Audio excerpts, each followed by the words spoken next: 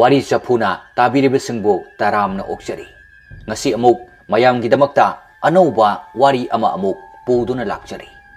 ꯋꯥꯔꯤ ꯑꯁꯤ ꯕꯁꯟꯇꯤ ꯀꯥꯡꯖꯝꯅ ꯏꯕꯤꯔꯛꯄ ꯋꯥꯔꯤꯅꯤ ꯋꯥꯔꯤ ꯑꯁꯤꯗ ꯌꯥꯎꯔꯤꯕ ꯈꯨꯗꯤꯡꯃꯛ ꯑꯁꯤ ꯀꯅꯥꯒꯨꯝꯕ ꯑꯃꯠꯇꯒ ꯃꯔꯤ ꯂꯩꯅꯖꯗꯦ ꯄꯨꯝꯅꯃꯛ ꯋꯥꯈꯜꯅ ꯁꯥꯒꯠꯆꯈꯤꯕ ꯉꯥꯛꯇꯅꯤ ꯂꯧꯕꯤꯔꯁꯤ ꯃꯤꯍꯤꯡ ꯑꯍꯥꯟꯕ ꯇꯥꯡꯀ ꯅꯨꯃꯤꯠꯇꯨ ꯅꯨꯃꯤꯗꯥꯡꯒꯤ ꯄꯨꯡ 9ꯃꯨꯛ ꯇꯥꯔꯦ ꯍꯣꯁꯄꯤꯇꯥꯜꯒꯤ ꯔꯨꯝ ꯑꯃꯗ ꯀꯅꯥꯒꯨꯝꯕ ꯃꯤꯑꯣꯏ ꯑꯃ ꯗꯣꯛꯇꯔꯁꯤꯡꯅ ꯌꯥꯝꯅ ꯀꯟꯅ ꯂꯥꯏꯀꯟꯅꯅꯕ ꯍꯣꯠꯅꯔꯤ ꯑꯗꯨꯕꯨ ꯃꯤꯑꯣꯏ ꯑꯗꯨꯗꯤ ꯆꯩꯅꯥꯈꯣꯜ ꯈꯥꯡꯕ ꯉꯝꯗꯗꯨꯅ ꯂꯥꯎꯕꯒ ꯈꯣꯡꯕꯒꯅ ꯂꯣꯏꯔꯦ ꯍꯣꯁꯄꯤꯇꯥꯜꯒꯤ ꯔꯨꯝ ꯑꯗꯨ ꯄꯨꯝꯅꯤꯟ ꯅꯤꯟꯈ꯭ꯔꯦ ꯑꯗꯨꯝꯅ ꯂꯥꯎꯕ ꯈꯣꯡꯕꯗꯨ ꯇꯥꯕꯗ ꯉꯝꯂꯛꯇ꯭ꯔꯗꯨꯅ ꯅꯔꯁ ꯑꯃꯅ ꯄꯪꯊꯅꯕ ꯍꯤꯗꯥꯛ ꯀꯥꯞꯁꯤꯟꯕꯗꯒꯤꯗꯤ ꯇꯨꯃꯤꯟꯅ ꯂꯩꯈ꯭ꯔꯦ ꯑꯁꯨꯝꯅ ꯉꯥꯏꯍꯥꯛꯀꯤ ꯃꯇꯨꯡ ꯗꯣꯛꯇꯔ ꯃꯌꯥꯝ ꯆꯪꯗꯨꯅ ꯑꯁꯣꯛꯄ ꯃꯤꯑꯣꯏ ꯑꯗꯨ ꯑꯣꯄꯔꯦꯁꯟ ꯇꯧꯅꯅꯕꯒꯤꯗꯃꯛ ꯑꯣꯄꯔꯦꯁꯟ ꯇꯧꯒꯗꯧꯔꯤꯕ ꯔꯨꯝ ꯑꯗꯨꯗ ꯄꯨꯁꯤꯟꯈ꯭ꯔꯦ ꯑꯁꯨꯝꯅ ꯑꯣꯄꯔꯦꯁꯟ ꯑꯗꯨ ꯄꯥꯡꯊꯣꯛꯄ ꯍꯧꯈ꯭ꯔꯦ ꯑꯗꯨꯒ ꯌꯥꯝ ꯉꯛꯄ ꯋꯥꯐꯝ ꯑꯃꯅ ꯃꯤꯑꯣꯏ ꯑꯗꯨꯒꯤꯅꯤ ꯍꯥꯏꯗꯨꯅ ꯍꯧꯖꯤꯛ ꯐꯥꯎꯕ ꯀꯅꯥꯁꯨ ꯂꯥꯛꯇꯦ ꯑꯣꯄꯔꯦꯁꯟ ꯑꯗꯨ ꯂꯣꯏꯒꯗꯕ ꯁꯨꯞꯅꯇꯒꯤ ꯃꯤꯅꯤꯠ ꯈꯔ ꯋꯥꯠꯂꯤꯉꯩꯗ ꯉꯁꯥꯏ ꯄꯪꯊꯅꯕ ꯀꯥꯞꯈꯤꯕ ꯍꯤꯗꯥꯛ ꯑꯗꯨꯒꯤ ꯔꯤꯑꯦꯛꯁꯟ ꯑꯗꯨ ꯂꯣꯏꯈꯤꯕꯗꯧꯅ ꯃꯤꯑꯣꯏ ꯑꯗꯨꯒꯤ ꯃꯈꯨꯠ ꯑꯗꯨ ꯈꯞ ꯈꯞ ꯆꯤꯡꯂꯛꯏ ꯃꯗꯨ ꯎꯕꯗ ꯗꯣꯛꯇꯔ ꯄ꯭ꯔꯤꯇꯝ ꯑꯗꯨ ꯉꯛꯄꯅ ꯈꯝ ꯊꯦꯡꯈ꯭ꯔꯦ ꯃꯈꯣꯏꯅ ꯀꯥꯞꯈꯤꯕ ꯍꯤꯗꯥꯛ ꯑꯗꯨꯒꯤ ꯂꯤꯃꯤꯠ ꯌꯧꯗ꯭ꯔꯤꯉꯩ ꯃꯇꯧ ꯀꯔꯝꯅ ꯃꯤꯑꯣꯏ ꯑꯗꯨꯅ ꯑꯗꯨꯝꯅ ꯇꯧꯔꯛꯂꯤꯕ ꯗꯣꯛꯇꯔ ꯑꯃꯅ ꯑꯃꯨꯛ ꯍꯥꯏꯔꯛꯏ ꯑꯇꯩ ꯗꯣꯛꯇꯔꯁꯤꯡ ꯑꯗꯨꯗ ꯍꯧꯖꯤꯛ ꯑꯣꯏꯔꯤꯕ ꯃꯥꯒꯤ ꯐꯤꯕꯝ ꯑꯁꯤꯗ ꯑꯩꯈꯣꯏ ꯃꯉꯣꯟꯗ ꯃꯈꯥ ꯇꯥꯅ ꯑꯣꯄꯔꯦꯁꯟ ꯑꯁꯤ ꯄꯥꯡꯊꯣꯛꯄ ꯉꯝꯂꯔꯣꯏ ꯀꯝꯗꯧꯁꯤꯒꯦ ꯗꯣꯛꯇꯔ ꯄ꯭ꯔꯤꯇꯝꯅ ꯑꯁꯨꯝꯅ ꯑꯃꯨꯛ ꯍꯥꯏꯔꯛꯏ ꯗꯣꯛꯇꯔ ꯃꯌꯥꯝ ꯑꯩꯈꯣꯏ ꯍꯧꯖꯤꯛ ꯃꯤꯑꯣꯏ ꯑꯁꯤꯒꯤ ꯑꯣꯄꯔꯦꯁꯟ ꯑꯁꯤ ꯂꯣꯏꯒꯗꯕꯁꯨ ꯀꯨꯏꯗ꯭ꯔꯦ ꯑꯗꯨꯅ ꯃꯍꯥꯛꯀꯤ ꯃꯁꯥꯗ ꯏꯟꯖꯦꯛꯁꯟ ꯑꯃꯒ ꯄꯤꯔꯁꯤ ꯃꯗꯨ ꯇꯥꯕꯗ ꯗꯣꯛꯇꯔ ꯑꯃꯅ ꯑꯃꯨꯛ ꯈꯨꯝꯂꯛꯏ ꯗꯣꯛꯇꯔ ꯄ꯭ꯔꯤꯇꯝ ꯀꯔꯤꯅꯣ ꯍꯥꯏꯕꯤꯔꯤꯕ ꯋꯥꯐꯝꯗꯨꯕꯨ ꯑꯩꯈꯣꯏꯅ ꯑꯃꯨꯛ ꯀꯥ ꯍꯦꯟꯅ ꯃꯥꯕꯨ ꯄꯪꯊꯅꯕ ꯏꯟꯖꯦꯛꯁꯟ ꯀꯥꯞꯂꯨꯔꯕꯗꯤ ꯃꯍꯥꯛ ꯍꯤꯡꯉꯔꯣꯏꯅꯦ ꯗꯣꯛꯇꯔ ꯄ꯭ꯔꯤꯇꯝꯅ ꯃꯈꯥ ꯇꯥꯔꯗꯨꯅ ꯍꯥꯏꯔꯛꯏ ꯗꯣꯛꯇꯔꯒꯤ ꯋꯥꯐꯝꯗꯣ ꯂꯥꯜꯂꯦ ꯍꯥꯏꯕꯗꯤ ꯅꯠꯇꯦ ꯑꯗꯨꯕꯨ ꯍꯧꯖꯤꯛꯀꯤ ꯀꯟꯗꯤꯁꯟ ꯑꯁꯤꯗꯗꯤ ꯑꯩꯈꯣꯏꯅ ꯃꯥꯕꯨ ꯃꯈꯥ ꯇꯥꯅ ꯑꯣꯄꯔꯦꯁꯟ ꯄꯥꯡꯊꯣꯛꯄ ꯉꯝꯂꯔꯣꯏ ꯑꯗꯨꯅ ꯑꯣꯄꯔꯦꯁꯟ ꯑꯁꯤꯗ ꯃꯍꯥꯛ ꯂꯩꯈꯤꯗꯕ ꯊꯣꯛꯂꯁꯨ ꯀꯩꯁꯨ ꯀꯥꯏꯗꯦ ꯃꯥꯕꯨ ꯀꯟꯅꯅꯕꯒꯤ ꯇꯧꯕꯗ ꯄꯨꯝꯅꯃꯛ ꯑꯣꯏꯈꯤꯕꯅꯤ ꯍꯥꯏꯅ ꯈꯨꯝꯂꯒ ꯂꯣꯏꯔꯦ ꯃꯤꯌꯥꯝꯅ ꯏꯍꯧ ꯀꯌꯥ ꯆꯪꯁꯤꯜꯂꯛꯑꯕꯁꯨ ꯁꯤꯗ ꯊꯦꯠꯂꯤꯕ CCTV ꯀꯦꯃꯦꯔꯥ ꯑꯁꯤꯅ ꯁꯥꯈꯤ ꯑꯣꯏꯒꯗꯧꯔꯤꯕꯅꯤ ꯑꯁꯨꯝꯅ ꯗꯣꯛꯇꯔꯁꯤꯡ ꯑꯗꯨꯅ ꯋꯥꯇꯥꯅꯔꯤꯉꯩꯗ ꯃꯤꯑꯣꯏ ꯑꯗꯨ ꯃꯈꯣꯡꯗꯨ ꯑꯃꯨꯛ ꯈꯞ ꯈꯞ ꯆꯤꯡꯂꯛꯇꯨꯅ ꯂꯦꯡꯕ ꯍꯧꯔꯛꯏ ꯅꯔꯁ ꯑꯃꯅ ꯏꯟꯖꯦꯛꯁꯟ ꯑꯃ ꯀꯥꯞꯀꯦ ꯍꯥꯏꯗꯨꯅ ꯃꯤꯑꯣꯏ ꯑꯗꯨꯒꯤ ꯃꯅꯥꯛꯇ ꯆꯪꯁꯤꯜꯂꯨꯕꯅꯤ ꯑꯗꯨꯕꯨ ꯃꯤꯑꯣꯏ ꯑꯗꯨ ꯃꯃꯤꯠ ꯁꯠ ꯄꯥꯡꯊꯣꯛꯂꯛꯏ ꯃꯗꯨ ꯎꯕꯗ ꯅꯔꯁ ꯑꯗꯨ ꯈꯪꯄ꯭ꯔꯦꯛ ꯈꯪꯅ ꯂꯥꯎꯔꯛꯏ ꯗꯣꯛꯇꯔꯁꯤꯡ ꯑꯗꯨꯁꯨ ꯃꯤꯑꯣꯏ ꯑꯗꯨꯒꯤ ꯃꯅꯥꯛꯇ ꯂꯩꯔꯤꯕꯅꯤ ꯑꯗꯨꯅ ꯃꯤꯑꯣꯏ ꯑꯗꯨꯗ ꯗꯣꯛꯇꯔ ꯄ꯭ꯔꯤꯇꯝꯅ ꯌꯦꯡꯂꯨꯕ ꯃꯇꯝꯗꯗꯤ ꯃꯤꯑꯣꯏ ꯑꯗꯨ ꯃꯃꯤꯠ ꯏꯔꯥꯎ ꯂꯥꯎꯕ ꯃꯈꯩ ꯀꯣꯔꯣꯛ ꯀꯣꯔꯣꯛ ꯑꯣꯠꯇꯨꯅ ꯂꯩꯔꯝꯃꯤ ꯗꯣꯛꯇꯔ ꯄ꯭ꯔꯤꯇꯝꯗꯨ ꯃꯗꯨ ꯎꯕꯗ ꯁ꯭ꯋꯥꯏ ꯂꯥꯎꯏ ꯃꯤꯑꯣꯏ ꯑꯗꯨꯁꯨ ꯍꯤꯞꯂꯒ ꯃꯃꯤꯠꯇꯨ ꯀꯣꯔꯣꯛ ꯀꯣꯔꯣꯛ ꯑꯣꯠꯇꯨꯅ ꯀꯣꯏꯌꯦꯡ ꯌꯦꯡꯂꯛꯏ ꯃꯁꯥꯗ ꯀꯔꯤꯝꯇ ꯑꯅꯥꯕ ꯂꯩꯇꯕꯗꯧꯅ ꯅꯔꯁ ꯅꯨꯄꯤ ꯑꯗꯨꯗꯤ ꯇꯁꯦꯡꯅ ꯀꯤꯔꯦ ꯏꯟꯖꯦꯛꯁꯟ ꯑꯃ ꯀꯥꯞꯀꯗꯕ ꯑꯗꯨꯁꯨ ꯑꯗꯨꯕꯨ ꯗꯣꯛꯇꯔꯁꯤꯡ ꯑꯗꯨꯒꯤ ꯌꯥꯊꯪ ꯃꯇꯨꯡ ꯏꯟꯅ ꯑꯃꯨꯛꯁꯨ ꯆꯪꯁꯤꯟꯗꯨꯅ ꯍꯤꯗꯥꯛ ꯀꯥꯞꯀꯦ ꯇꯧꯔꯤꯕꯅꯤ ꯃꯇꯝ ꯑꯗꯨꯗ ꯃꯤꯑꯣꯏ ꯑꯗꯨꯅ ꯅꯔꯁ ꯅꯨꯄꯤ ꯑꯗꯨꯗ ꯌꯦꯡꯂꯒ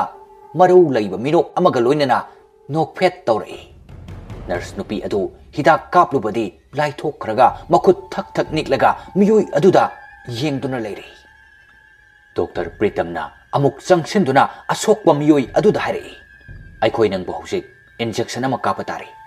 ꯑꯗꯨꯅ ꯅꯪ ꯅꯃꯤꯠ ꯎꯏꯁꯜꯂꯨ ꯑꯩꯈꯣꯏ ꯃꯈꯥ ꯇꯥꯅ ꯅꯪꯒꯤ ꯑꯣꯄꯔꯦꯁꯟ ꯑꯁꯤ ꯄꯥꯡꯊꯣꯛꯄ ꯌꯥꯔꯣꯏꯗꯧꯔꯤ ꯃꯤꯑꯣꯏ ꯑꯗꯨꯅ ꯗꯣꯛꯇꯔ ꯄ꯭ꯔꯤꯇꯝꯗ ꯆꯥꯒꯗꯧꯕꯒꯨꯝ ꯌꯦꯡꯂꯛꯏ ꯃꯥꯒꯤ ꯃꯤꯠꯌꯦꯡ ꯑꯗꯨ ꯎꯔꯒ ꯗꯣꯛꯇꯔ ꯄ꯭ꯔꯁꯥꯟꯇꯗꯤ ꯌꯥꯝꯅ ꯁꯥꯎꯅꯤꯡꯕ ꯍꯥꯏꯕꯗꯨ ꯑꯣꯏꯔꯦ ꯃꯈꯣꯏꯕꯨ ꯌꯥꯝꯅ ꯀꯔꯦꯝꯅꯕ ꯃꯥꯟꯕ ꯃꯑꯣꯡ ꯑꯃꯈꯛꯇ ꯎꯕ ꯑꯗꯨꯗ ꯗꯣꯛꯇꯔ ꯄ꯭ꯔꯤꯇꯝ ꯑꯗꯨ ꯋꯥꯍꯩ ꯑꯃ ꯐꯥꯎꯕ ꯍꯥꯏꯗꯕꯤꯗ ꯑꯁꯣꯛꯄ ꯃꯤꯑꯣꯏ ꯑꯗꯨꯗ ꯏꯟꯖꯦꯛꯁꯟ ꯑꯗꯨ ꯁꯠ ꯀꯥꯞꯁꯤꯜꯂꯤ ꯍꯤꯗꯥꯛ ꯑꯗꯨ ꯍꯦꯛ ꯀꯥꯞꯄ ꯂꯣꯏꯕꯒ ꯃꯤꯑꯣꯏ ꯑꯗꯨꯒꯤ ꯃꯁꯥꯗꯨ ꯃꯔꯥꯡ ꯇꯨꯔꯥꯡ ꯇꯧꯔꯛꯏ ꯑꯗꯨꯒ ꯈꯣꯟꯖꯦꯜ ꯍꯧꯅ ꯂꯥꯎꯔꯛꯏ ꯅꯔꯁ ꯅꯨꯄꯤ ꯑꯗꯨꯅ ꯃꯤꯑꯣꯏ ꯑꯗꯨꯕꯨ ꯐꯥꯖꯤꯟꯅꯕ ꯆꯪꯁꯤꯟꯗꯨꯅ ꯃꯈꯨꯠꯇꯨ ꯐꯥꯖꯤꯟꯒꯦ ꯇꯧꯔꯨꯕꯅꯤ ꯑꯗꯨꯕꯨ ꯃꯤꯑꯣꯏ ꯑꯗꯨꯅ ꯅꯔꯁ ꯅꯨꯄꯤ ꯑꯗꯨꯒꯤ ꯃꯈꯨꯠꯇꯨ ꯇꯥꯞ ꯄꯥꯏꯁꯤꯟꯈ꯭ꯔꯦ ꯅꯔꯁ ꯅꯨꯄꯤ ꯑꯗꯨꯁꯨ ꯈꯪꯕꯣꯏ ꯀꯔꯤꯕꯣꯏ ꯇꯧꯔꯒ ꯈꯪꯂꯥꯎ ꯂꯥꯎꯔꯛꯏ ꯗꯣꯛꯇꯔ ꯄ꯭ꯔꯤꯇꯝꯗꯨ ꯁꯠ ꯆꯪꯁꯤꯟꯗꯨꯅ ꯃꯤꯑꯣꯏ ꯑꯗꯨꯗ ꯃꯥꯅ ꯄꯥꯏꯔꯤꯕ ꯀꯥꯇꯤ ꯑꯗꯨꯅ ꯁꯠ ꯊꯤꯟꯖꯤꯟꯈ꯭ꯔꯦ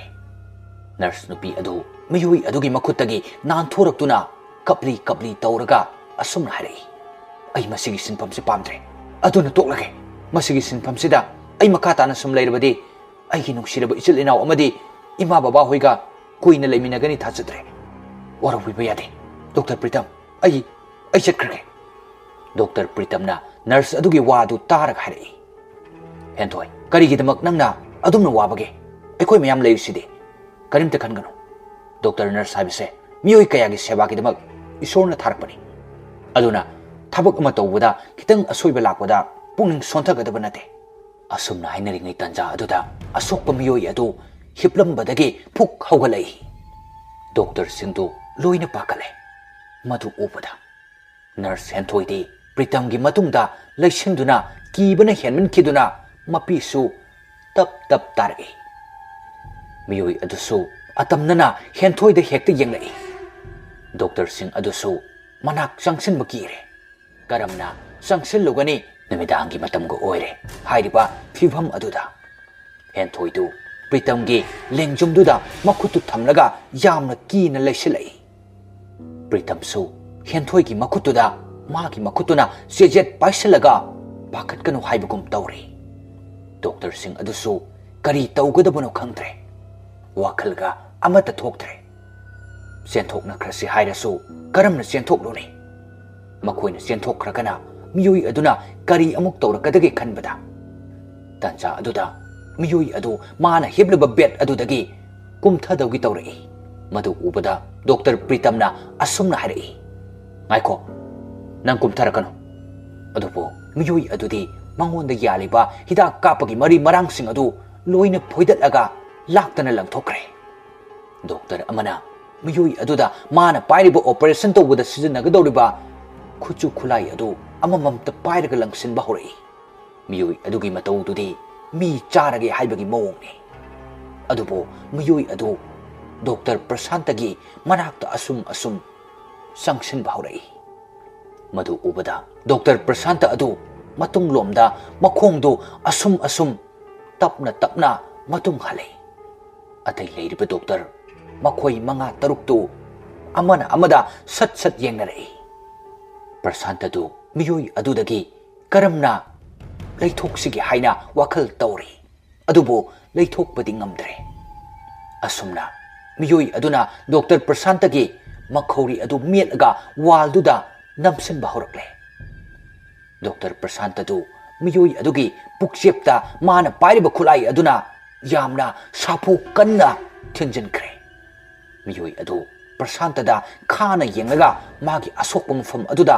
amuk hairup yengi isu oro tarkle madugi tanja aduda makhoi mayam changduna miyoi aduda khut thaba horakle miyoi adu mangondagi thoglakliba isingdu magi makhutuna yaraga thai mangonda phuriba tawriba mayamdu karimata thausadana thakle hauna magi ado madu ubada ka aduda leiriba makhoi mayamdu kari tawsigi haina kale hangoibasu phauribani madugi tanja aduda miyoi aduna phuk haugalga henthoi gi makhutu kadumdagi lamduna pairakhibanu khangaude tap pairaga magi manakta chingsinkre henthoi adu kaptuna mabu thaduk pinaba kayarak haijai adubo miyoi adudi tadabagum tawri Dr. Pritam do henthoi bo kandaba yade matagum masu miyoi aduda phanakan haijai Dr. Prasantana swajai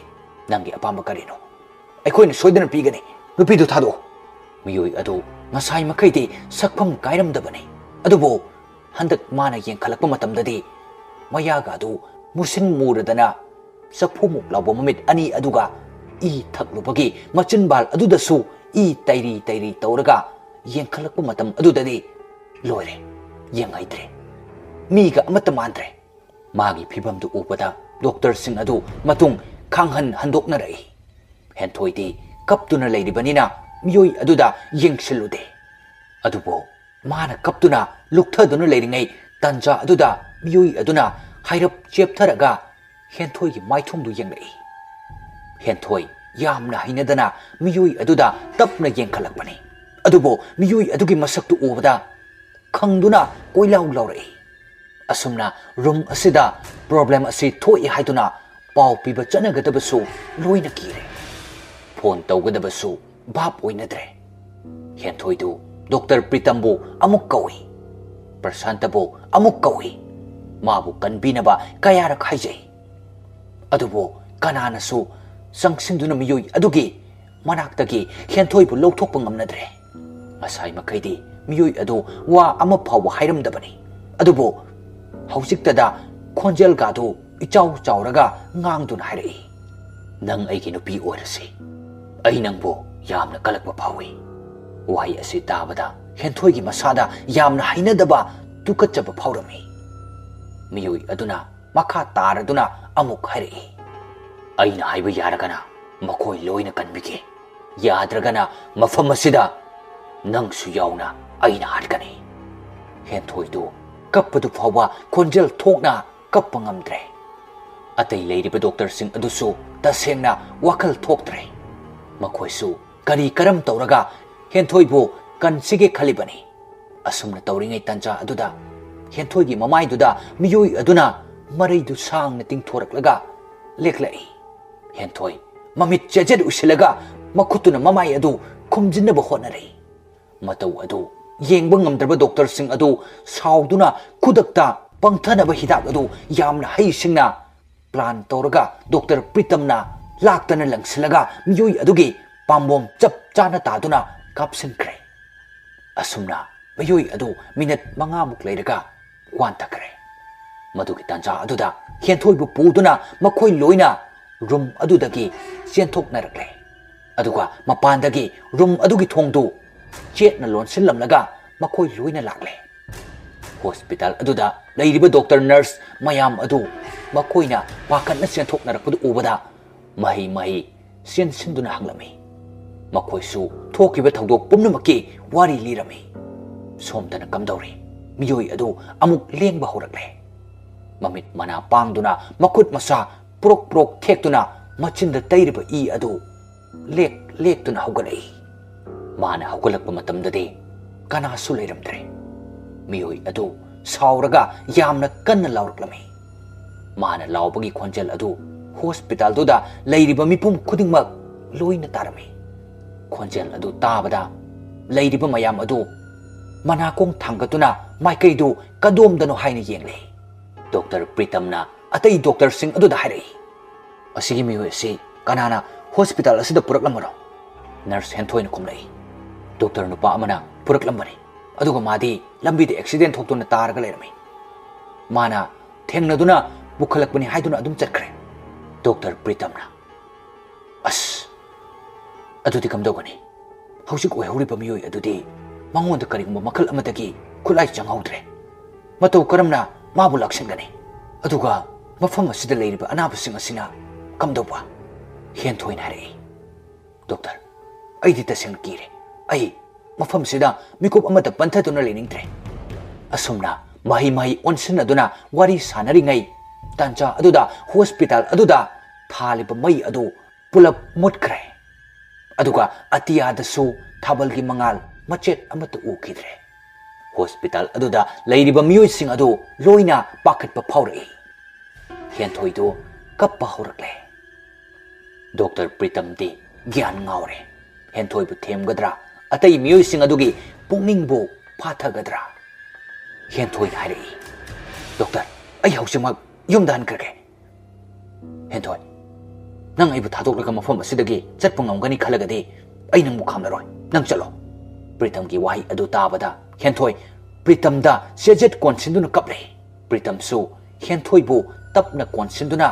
kapkono haina themli somdana miyoi aduna mana leiriba ka aduda thamliba mamal tanglaba khuchu khulai sing amadi potchai sing adu sakhaiba yankhaiba horakle somdana anaba sing adu hospital aduda karigumba meeting ama tawram dabida doctor mayam punnaba room aduda pulap leinabagi silami hojik mi amaga tongan leibada yamna khudong charoi da maramna asumna makhoi question generingai chairak aduda henthoi gi nakung aduna tarai na sonaba khonjelda mabu kaurak libedo henthoi kaplambadagi chap leptuna koyeng yenglai hausikti Dr. Pritam su magi manakta laite maisu loina mamlibani mana pairiba phone gi flashlight adu thangan aduna leinaribani